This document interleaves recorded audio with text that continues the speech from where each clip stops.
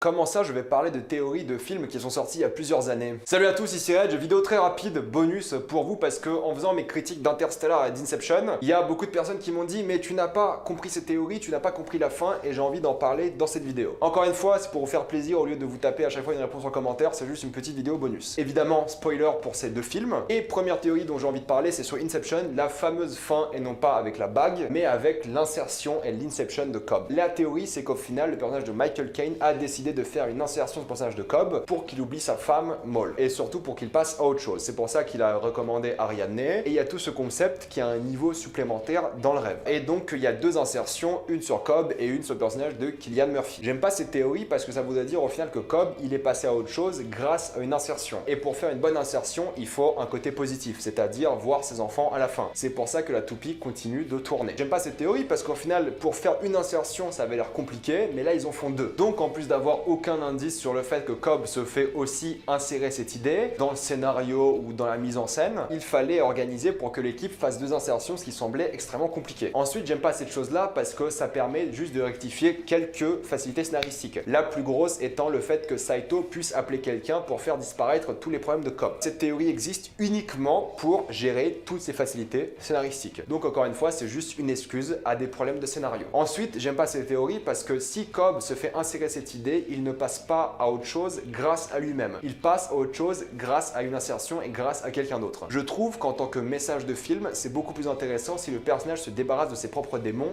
tout seul. Évidemment, il a l'aide de l'équipe, mais s'il s'en débarrasse tout seul grâce à sa propre volonté, grâce au fait qu'il veuille aller dans les limbes et donc tout changer par sa propre volonté, je trouve que c'est un message beaucoup plus intéressant que le fait d'avoir une insertion. Quel message voulez-vous avoir si le seul moyen de changer dans la vie, c'est que quelqu'un vous fasse une insertion? Je trouve pas ça fort comme message, alors que là, on a quand même ce personnage qui allait dans les limbes pour sauver donc Saito et se sauver lui-même. Je trouve ça beaucoup plus majestueux, beaucoup plus fort comme idée. Et ça montre aussi que les gens ont quand même une volonté. Et ça, c'est beaucoup plus intéressant, je trouve, comme thématique. Ensuite, il y a une thématique par rapport aux enfants. Les enfants, on les voit plein de fois dans le film. Et le seul moment où on voit leur visage, c'est à la fin et donc dans la réalité. Je trouve ça beaucoup plus intéressant au niveau mise en scène de montrer les enfants uniquement quand c'est la réalité, du moins leur visage. Ça a un sens niveau mise en scène, niveau scénario, c'est logique. Là, c'est juste une théorie pour, encore une fois, montrer des facilités scénaristiques et les démonter. Et ensuite, je suis désolé, mais à la fin d'Inception, la toupie, elle arrête de tourner. Alors oui, le cut est génial, c'est pour ça que le film est culte et c'est pour ça que la fin est culte, c'est que ça coupe au moment où la toupie commence un peu à s'arrêter de tourner. Si elle tourne pas continuellement comme d'habitude, elle devrait s'arrêter. Donc pour moi, elle s'arrête à la fin. C'est pour ça qu'on la voit bouger un peu d'une manière différente. Donc je trouve que cette théorie, c'est juste pour